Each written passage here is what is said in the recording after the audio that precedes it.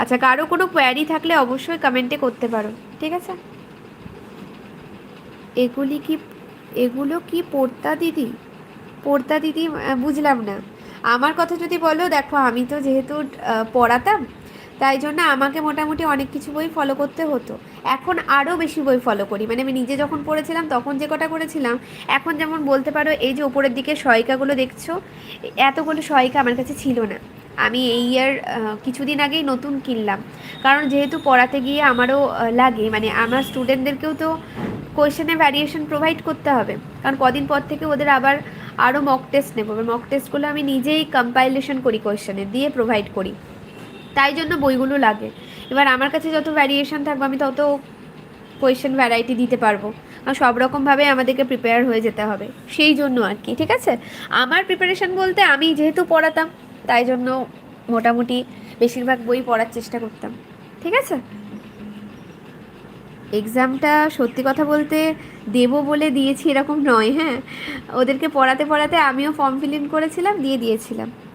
Entrance exam দিয়েছিল তখন কোন কোন বুক ফলো করেছিল, ওই যে বললাম আমি 9-এর দুটো বই, আর মানে লাইফ সায়েন্সের আর ফিজিক্যাল সায়েন্সের এই দুটো দুটো করে বই আমি ফলো করেছিলাম। ফিজিক্যাল সায়েন্সের মোটামুটি 3টে বই ফলো করেছিলাম, যেটা এখন দেখতে পাচ্ছ, এই যে সন্তোষ কুমার ঘোড়ই স্যারের বই, অশোক কুমার ঘোষ ধনঞ্জয় সরকার স্যারের বই, আর তোমার দুয়ারি মজুমদার সাঁতরা, এই বইটা আমি ভৌতবিজ্ঞানে ফলো করেছিলাম।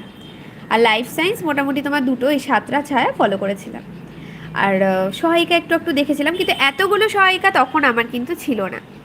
এইগুলো নতুন আমার লিস্টে অ্যাড হয়েছে, যেহেতু ওদেরকে পড়াই সেই জন্য। ঠিক আছে, আচ্ছা চলো, আমি মোটামুটি তোমাদেরকে দেখালাম, কম আলোতে দেখাচ্ছি, তোমরা ভাবে বাবা লাইট কই এইভাবেই দেখালাম।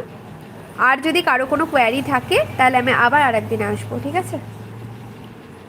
ডে লাইটে আসবো রবিবার দিন। চলো টাটা, সবাই ভালো থেকো, ভালো করে পড়াশোনা করো।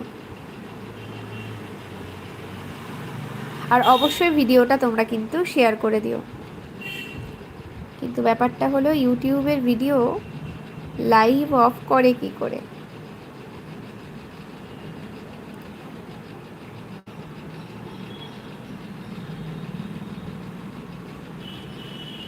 দিদি তোমার স্ট্র্যাটেজিটা একটু শেয়ার করো। আচ্ছা, আমার স্ট্র্যাটেজি বলতে ওই যে আমি পড়াতাম, এটা আমার স্ট্র্যাটেজি। আর স্ট্র্যাটেজি বলতে দেখো, প্রতিদিনের লিস্টে লাইফ সায়েন্স ফিজিক্যাল সায়েন্স থাকা মাস্ট। আমি যেমন বলি কোয়ালিটি টাইম দরকার পড়ার। তুমি সারাদিন পড়লে না পড়ে তুমি এটা একটা লিস্ট করো প্রতিদিন রাত্রেবেলায়, যে পরের দিন আমি কি পড়বো। ডেলি 5 থেকে 10টা করে ম্যাথ করো। আর ধরো কটা, 10-12টা চ্যাপ্টার ম্যাথ করতে হবে, সেখানে তুমি যদি একটা চ্যাপ্টারের মোটামুটি ভ্যারাইটি রাখো ম্যাথসের, তাহলে প্রতিদিন তুমি যদি 10টা ম্যাথ করো, সেটাই তোমার এই পরীক্ষার জন্য এনাফ।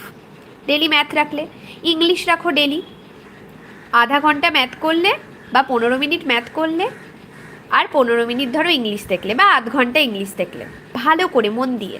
তারপর তুমি লাইফ সায়েন্স পড়ো, ফিজিক্যাল সায়েন্স পড়ো, এই দুটো মাস্ট রাখতেই হবে ডেলি। ঠিক আছে, আর একটা জিনিস বারবার বলছে, আগে একটা বই নিয়ে পড়বে, বইটা থেকে একটা কোনো টপিক ভালো করে পড়ার পর সবসময় লাইন মানে মার্কার দিয়ে মার্ক করবে কি কি পড়লে। ঠিক আছে, এরপর তুমি এবার যেই টপিকটা তোমার ভালোভাবে হয়ে গেল, তখন তুমি এবার আর একটা বই দেখো, সেখানে তুমি আর এক্সট্রা কি ডেটা পাচ্ছ, সেটা তুমি শর্ট নোট আকারে ছোট ছোট বইয়ের মধ্যেই আটকে রাখতে পারো, বা একটা খাতায় যদি নোট করার সময় থাকে তাহলে নোট করে নিতে পারো। ঠিক আছে, আর একটা জিনিস যেটা আমি বলি, কম বেশি সারা বছর প্রত্যেকেই পড়ে, কিন্তু পরীক্ষার আগে রিভিশনটা হলো মাস্ট, যেটার জন্য আমি প্রথম থেকেই আমার স্টুডেন্টদেরকে বলি যে খাতা মেনটেন করো। লাইফ সায়েন্সের আলাদা, ফিজিক্যাল সায়েন্স আলাদা, সব সাবজেক্টের আলাদা আলাদা খাতা মেনটেন করতে বলি, আর কি নোট বানাতে বলি, ছোট ছোট কি নোট, যেটা কি তোমার গো থ্রু করতে সুবিধা হবে পরীক্ষার আগে।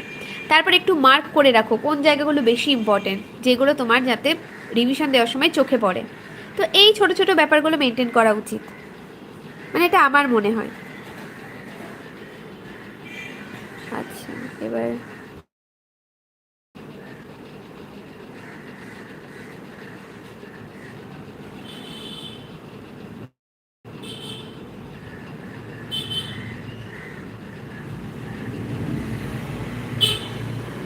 আর কারো কোনো কোয়ারি আছে?